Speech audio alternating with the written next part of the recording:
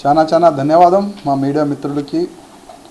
నా ఒక చిన్న మెసేజ్కి మీరు వచ్చినందుకు. అదేవిధంగా ఇవాళ భారతీయ జనతా పార్టీ స్టేట్ ఆఫీస్లో ఒక ప్రెస్ మీట్ కార్యక్రమం జరిగింది. అదే ప్రెస్ మీట్ కార్యక్రమంలో కొన్ని నా పైన టార్గెట్ చేయడానికి మా మిత్రులు కొంతమంది ప్రయత్నం చేసినారు.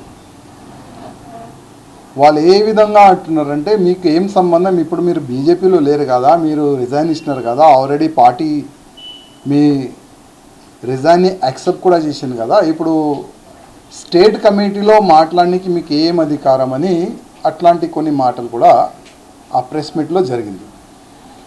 నేను మా మిత్రులకి అందరికీ గతంలో కూడా చెప్పినా, ఇప్పుడు కూడా చెప్తున్నా, నేను భారతీయ జనతా పార్టీకి రిజైన్ దేని గురించి చేసిన అంటే, చాలా సంవత్సరాల నుంచి కొన్ని తప్పులు జరుగుతున్నాయి.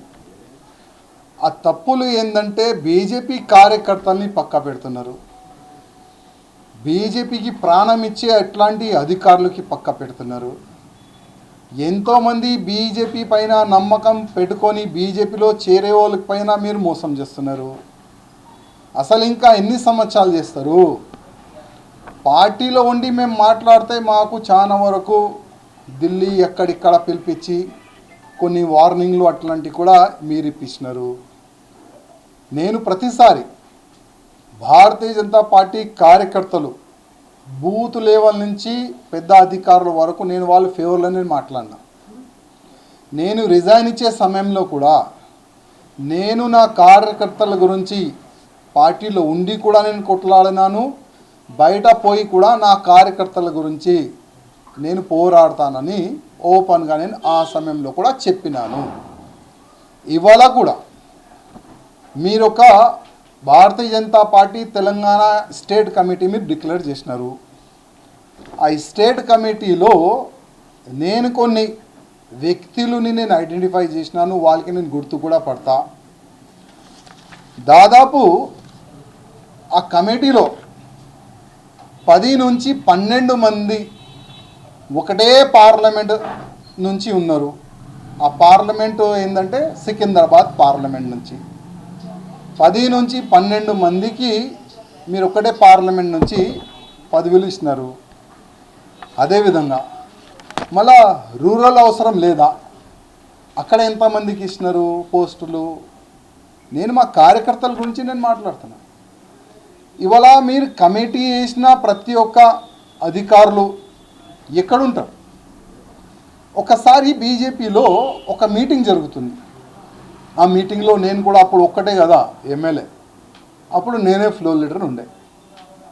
అప్పుడు మీటింగ్ జరిగితే నేను మీటింగ్లో ఏమన్నా అంటే, అధ్యక్ష వారు, మీరు స్టేట్ కమిటీలో ఎట్లాంటి వ్యక్తులకి పోస్ట్ ఇవ్వాలంటే ఆయన జిల్లాలోనే ఉండాలి.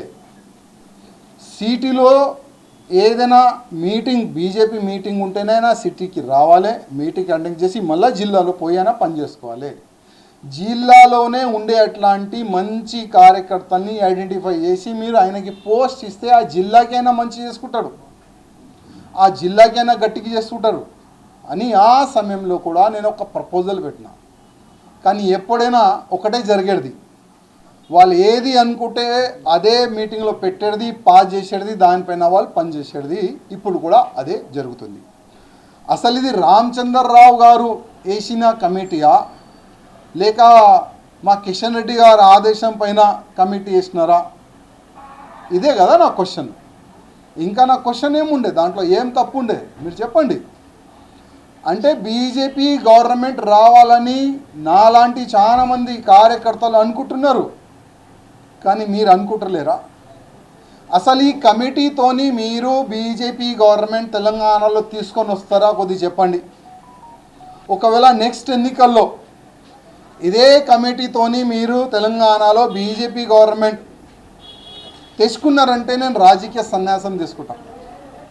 ఎందుకంటే ఇవాళ నేను ప్రతి ఒక్క వ్యక్తికి నేను గుర్తుపడతాను, వాళ్ళకి నా శుభాకాంక్షలు. ఓకే, మీరు ఎన్నో సంవత్సరాలు కష్టపడ్డారు, ఇవాళ మీకు స్టేట్ కమిటీలో పోస్టు దొరికింది, శుభాకాంక్షలు.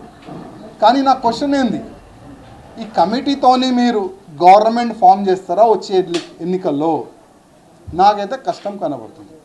ఇవాళ నేను ప్రతి ఒక్క ఎమ్మెల్యేతోని కానీ మా ఎంపీలతో కానీ నాకు ఒక మంచి సంబంధాలు ఉన్నాయి వ్యక్తిగతంగా.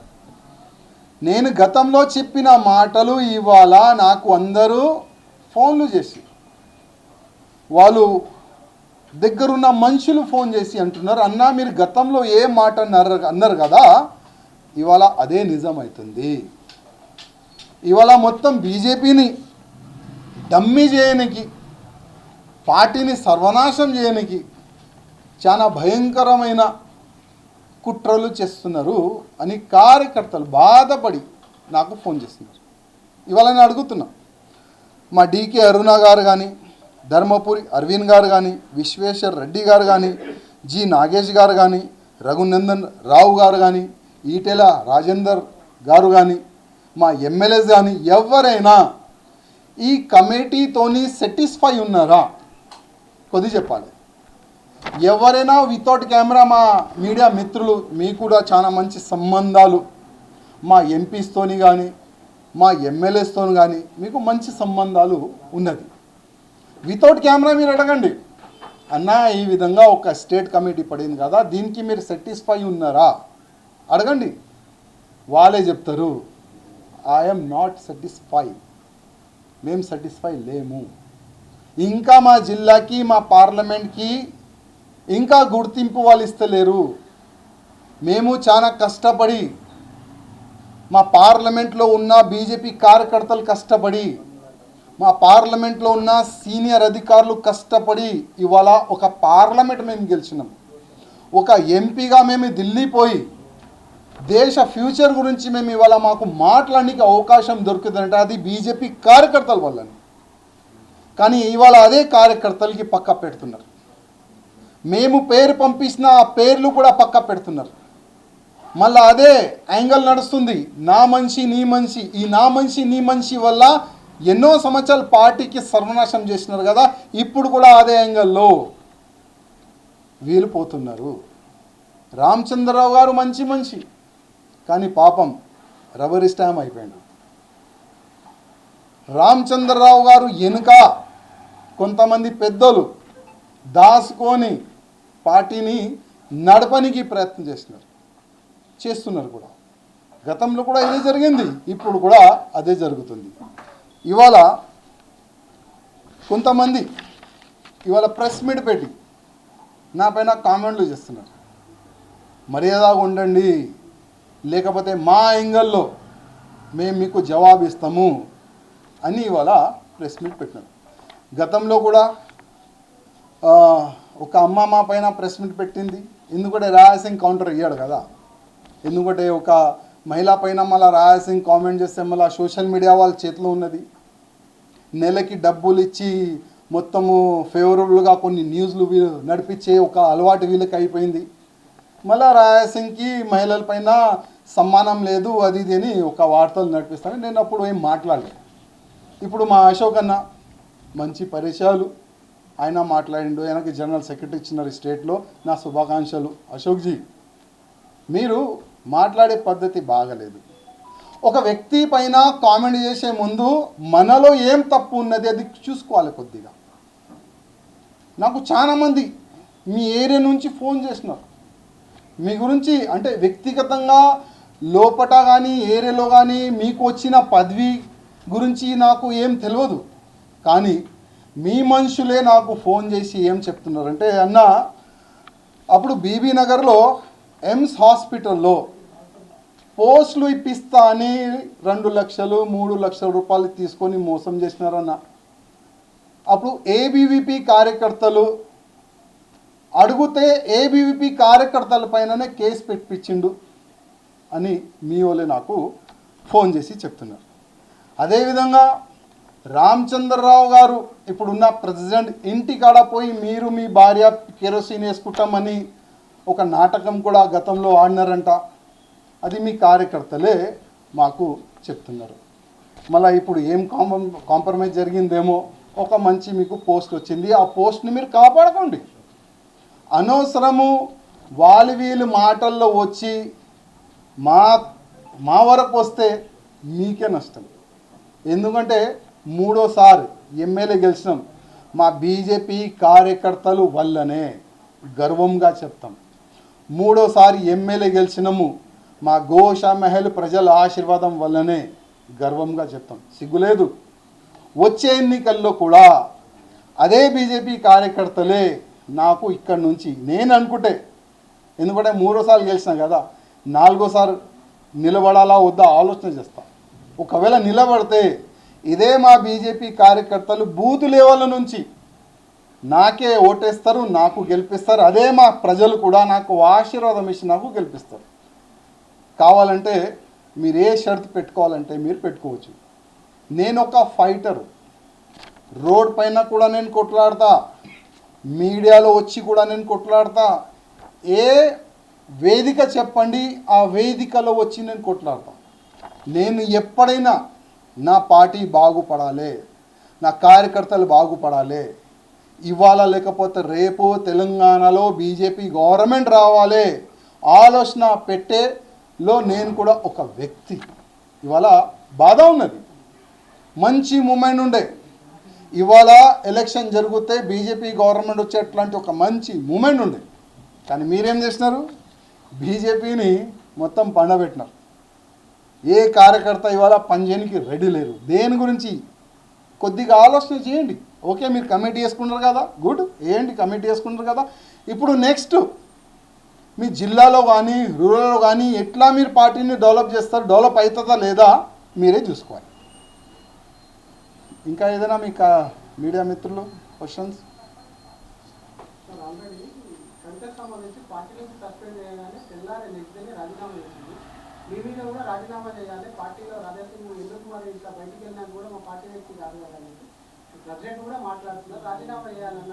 ఎవరు అడిగేది? నేను రాజీనామా అయ్యాను, పీక్కోండి, ఆన్సర్ దొరికింది. నెక్స్ట్,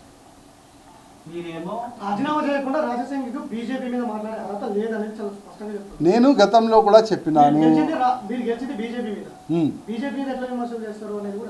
నేను మా బీజేపీ కార్యకర్తలు గొంతుగా ఇవ్వాలని నేను మాట్లాడుతున్నాను. ఏ రోజు నేను రాజీనామా ఇచ్చినాను ఆ రోజు కూడా చెప్పినా, నేను మా బీజేపీ కార్యకర్త గొంతుగా నేను మాట్లాడతా. బీజేపీలో ఉండని ఉండకపోని ఇవాళ తప్పులు జరుగుతున్నాయి, దాని గురించే మాట్లాడతా, 100% మాట్లాడతా. దానికి ఎవరు ఆపలేరు.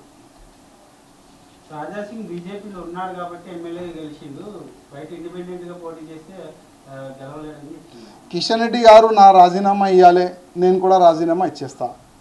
మళ్ళీ ఒకసారి ఎలక్షన్కి వెళ్దాం. మీరు కూడా అక్కడ పార్లమెంట్ సభ్యుడుగా కొట్లాడండి, నేను కూడా ఇండిపెండెంట్గా అక్కడ కొట్లాడతా. మీరు కూడా ఇక్కడ ఇండిపెండెంట్గా ఎమ్మెల్యే కూడా కొట్లాడండి. ఎవరు ఎక్కడి నుంచి గెలుస్తారో చూసుకుందాం.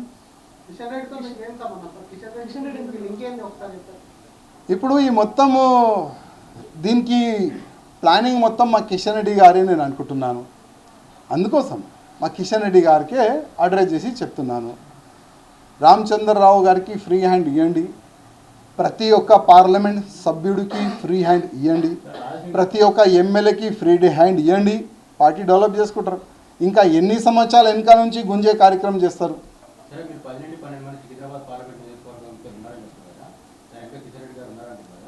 ఇప్పుడు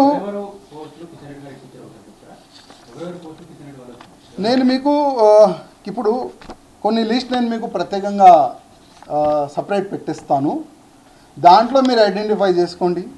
ఓటర్ ఐడి కార్డు కూడా మీరు సర్వే చేసుకోండి. అసలు ఏ వ్యక్తికి ఎక్కడి నుంచి పోస్ట్ ఇస్తున్నారో ఆ వ్యక్తి ఎక్కడ ఉంటాడు, ఆ వ్యక్తి ఎన్నిసార్లు జిల్లాకి వెళ్తారు, ఎన్ని సంవత్సరాలు సిటీలో ఉంటారు, ఒక్కసారి మీరు ఎంక్వైరీ చేసుకోండి. నేను మీకు లిస్ట్ పెడతాను.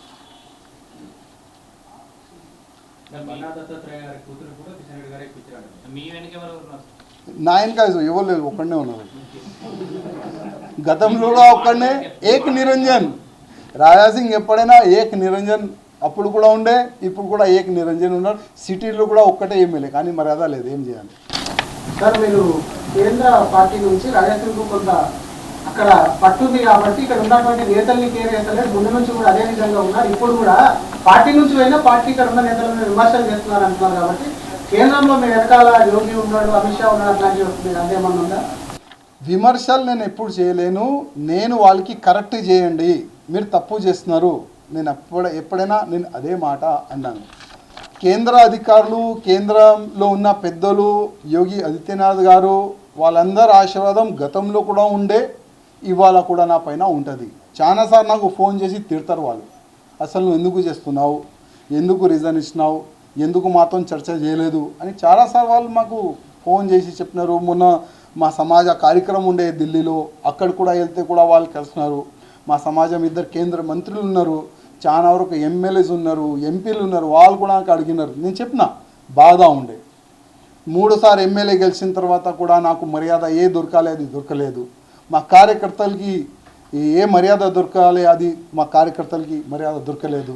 ఇవాళ గోషామేల్ 3వ సారి గెలిపించిన మా కార్యకర్తలు హైదరాబాద్ పార్లమెంట్, ఇవాళ ఎవరికి ఇక్కడ నుంచి పోస్ట్ ఇచ్చినారు చెప్పండి? గతంలో కూడా ఇదే కదా మా బాధ. కార్యకర్తల్ని గుర్తించండి, కార్యకర్తలు పనిచేసే వాళ్ళకి పోస్టులు ఇవ్వండి, వాళ్ళకి మీరు అవకాశం ఇస్తే ఇవాళ మన తర్వాత, ఇవాళ లేకపోతే రేపు మీ సమయం అయిపోతుంది, మన తర్వాత ఇదే కార్యకర్తలు పార్టీని డెవలప్ చేస్తారు కదా, ఇదే కదా మా బాధ. అదే బాధని పక్క పెట్టినారు. మరి మీకు ఫోన్ చేసి తిట్టే నాయకులతో ఎందుకు గతంలో పార్టీలో జరుగుతున్న అంశాలపై చర్చించలేదు? చాలాసారి ప్రతి ఒక్క వేదిక పైన, ప్రతి ఒక్క మీటింగ్లో నేను గతంలో అమిత్ షా సార్ కూడా డైరెక్ట్ చెప్పిన, నల్గొండలో, సార్ ఈ వీళ్ళు ఇట్లా వేలు చూపెట్టి చెప్పిన, సార్ వీళ్ళు గ్రూపిజం వల్ల పార్టీ సర్వనాశనం అవుతుంది సార్, ఫస్ట్ వీళ్ళు గ్రూపిజంని ఖతం చేయండి, అప్పుడే మనం గవర్నమెంట్లో వస్తామని డైరెక్ట్ ఫేస్ టు ఫేస్ చెప్పే దమ్ముంది, చెప్పినాం కూడా. ఇప్పుడు ఒక బండి ఉంటుంది, బండి వెనుక కింద కొన్ని సామాన్ ఉంటుంది, ఆ సామాన్ తీయలేము, తీస్తే బండి పడిపోతుంది. అట్లాంటి కొంతమంది నాయకులు ఇవాళ మా బీజేపీలో సీనియర్లు ఉన్నారు, వాళ్ళపైన ఏం చేయలేము, వాళ్ళకి తీయలేము, తీస్తే పార్టీకి నష్టం. దాని గురించి ఏదో నడిపిస్తున్నారు మా పెద్దలు. పార్టీ ఎప్పుడు కూడా నష్టపోదు. ప్రతి ఒక్క బీజేపీ కార్యకర్తకి నా ఒక రిక్వెస్ట్, మీ ఏ విధంగా మీరు కష్టపడ్డారు ఇదే విధంగా మీరు కష్టపడండి. ఇవాళ లేకపోతే రేపు పార్టీకి అన్యాయం చేస్తున్న ఓళ్ళపైన 100% చర్యలు ఉంటుంది. ఇవాళ లేకపోతే రేపు వీరు జరుగుతారు, మీరు ఇక్కడ వస్తారు. ఏ కార్యకర్త కూడా బాధపడొద్దు, మీరు పార్టీకి ఏ విధంగా పనిచేస్తారో అట్లా చేసుకుంటా ముందుకు వెళ్ళాలి. కేంద్ర పార్టీ పెద్దల్ని కలుస్తా అన్నారు, ఏమన్నా ప్లాన్ చేశారా, పోయే ఆలోచన ఉన్నారా, కలిసారు?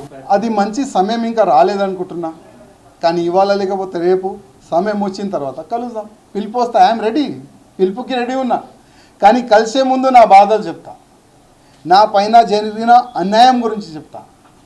వాళ్ళు సాటిస్ఫై అయిన తర్వాత వాళ్ళు ఏ మార్గం చూపెడితే ఆ మార్గంలో నడుస్తాం. ఇప్పుడు ఇండిపెండెంట్ ఉన్నా సార్, ఇప్పుడు నేను కాంగ్రెస్లో వెళ్ళలేను, బీఆర్ఎస్లో వెళ్ళలేను, ఏ సెక్యులర్ పార్టీలో వెళ్ళలేను, ఎందుకంటే హిందుత్వం మొత్తం నిండి ఉన్నాయి కదా, వేరే పార్టీ మ్యాచ్ కాదు. అందుకోసం నేను వెయిటింగ్, కానీ వెళ్ళే ముందు నేను ఇక్కడ చేస్తున్న అన్యాయం గురించి కేంద్రం అధికారులకి, మా అధికారులకి చెప్తాను.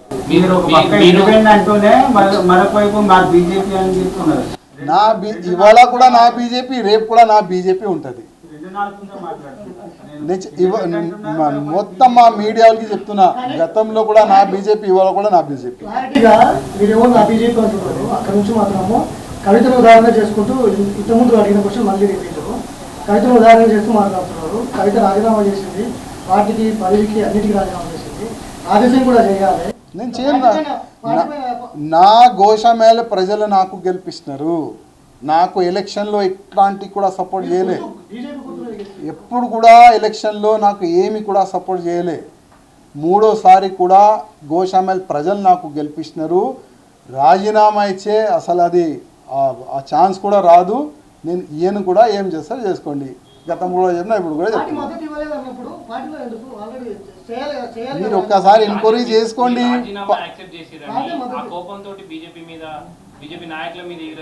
నేను ప్రతి ఒక్క మెసేజ్ మీరు చూసుకోవాలి, నేను ప్రతి ఒక్క మెసేజ్ తప్పు ఉంది అని కార్యకర్తలతో చర్చ చేసుకోండి.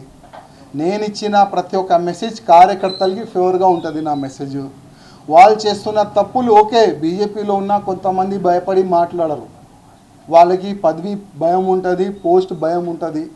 ఏదో ఒక ప్రాబ్లం వాళ్ళకి ఉంటుంది, అందుకోసం వాళ్ళు మాట్లాడతలేదు. కానీ నాకేం ఆశ లేదు, గతంలో కూడా లేకుండే, ఇవాళ కూడా లేదు. ఎప్పుడెప్పుడు బీజేపీ వాళ్ళు ఇవాళ ఓపెన్ చెప్తున్నా, ఎప్పుడెప్పుడు మీరు తప్పు చేస్తే అప్పుడప్పుడు నేను మాట్లాడతాను. ఏ ఆశ లేదంటున్నారు కానీ అదే ప్రెసిడెంట్ రాలేదని ప్రెసిడెంట్కు నేను వేద్దామని నామినేషన్ ఇద్దామంటే కూడా ఎవరు బలపరుస్తలేరని చెప్పి ఆ రోజు రిజైన్ ఇచ్చారు. మరి మీరు ఆ రోజు ఏం జరిగింది అందరికీ తెలుసు. నేను 15 మందిని తీసుకొని వచ్చిన నాకు సపోర్ట్గా. ఆ 15 మందిని దాచిపెట్టినారు. అసలు ఎందుకు దాచిపెట్టినారు? అంతా మీకు భయం ఉంటే ఎందుకు దాచిపెట్టినారు? ఫ్రీడమ్గా ఇచ్చేది, ఫ్రీ వాళ్ళకి ఇచ్చేది. అప్పుడు నేను చూపెట్టేది ఎవరు గెలుస్తారు, ఎవరు ఓడిపోతారని. పదవుల గురించి ఎప్పుడు కూడా ఆశించలే, గతంలో కూడా ఇప్పుడు కూడా. మేము ఇవాళ ఎమ్మెల్యేగా ఉండి కూడా మా కార్యకర్తలకి ఒక ఫ్రీగా మేము పనిచేస్తాం, ప్రజల్లో ఫ్రీగా మేము తిరుగుతాం. ఎప్పుడు కూడా 3 సార్లు గెలిచినామండి. ఎప్పుడు కూడా మా హిస్టరీలో చూసుకోండి, ఏ పదవి రాజసింగ్ ఆయన గురించి అడిగిండా ఎప్పుడు కూడా మేము అడగలేదు. 2018లో నేను ఒక్కడే గెలిచిన. అప్పుడు వాళ్ళు అంటే నేను ఫ్లోర్ లీడర్ అప్పుడు అయినా, కానీ 14లో అప్పుడు అడగలేదు. మళ్ళా 23లో కూడా ఏ పదవి కూడా మేము అడగలేము. బీజేపీ పార్టీని డమ్మీ చేయాలని చూస్తున్న సొంత పార్టీ నేతలు ఎవరు సార్? నిన్నలో ఒక స్టేట్మెంట్ చేశారు, కొంతమంది నాయకులు డమ్మీ చేయాలని చూస్తున్నారు పార్టీని అన్నారు.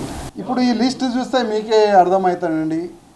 ఇది లిస్టు నేను చెప్పినా కదా, ఈ లిస్ట్ పట్టుకొని మీరు గవర్నమెంట్ తీసుకొని వస్తారా అని నేనే అడిగిన. ఇవాళ ఈ లిస్ట్ చూస్తే నాకైతే అనిపిస్తలేదు. ప్రతి ఒక్క కార్యకర్త బీజేపీ కార్యకర్త, మంచి కార్యకర్త. కానీ ఈ లిస్టులో ఉన్న కార్యకర్తలతోని 100% బీజేపీ గవర్నమెంట్ రాదు. కిషన్ రెడ్డి ఏమో పెట్రోల్ చలాయిస్తున్నారు అంటున్నారు. కొత్తగా వచ్చినటువంటి రామచంద్రరావుని రబ్బర్ స్టాంప్ అంటున్నారు. ఎవరు మరి బీజేపీ పైకి తీసుకొచ్చేటోళ్ళు ఎవరు అంటే ఏం చెప్తారు? ఇప్పుడు రామచంద్రరావు అన్న గారు లబరీ స్టాంప్గా మారొద్దు, కానీ ఆయనకి లబరీ స్టాంప్గా మార్చిస్తున్నారు. అసలు ఇంకా ఎవరున్నారు? ముందుకు రండి. నా పైన పైకి రావాలి, అధికారంలోకి రావాలి, రాజసింగ్ అనుకుంటున్న లక్ష్యం నెరవేరాలి అంటే ఎవరు రావాలనుకుంటున్నారు? ఇంకొక ప్రెస్ మీట్లో చెప్తా, నేను కూడా మంచి సర్వే చేసుకుంటా. ఇంకొక ప్రెస్ మీట్ పెట్టుకుంటా, మంచి సర్వే చేసుకుంటా నేను కూడా. అసలు ఎవరి వల్ల బీజేపీ గవర్నమెంట్ వస్తుందని నేను కూడా చూసుకుంటా. అప్పుడు పేర్లు కొని చెప్తా. ఇప్పుడైతే నేను పేర్లు కూడా ఏం చెప్పలేను. ఇప్పుడు పరిస్థితిలో అయితే నో ఛాన్స్.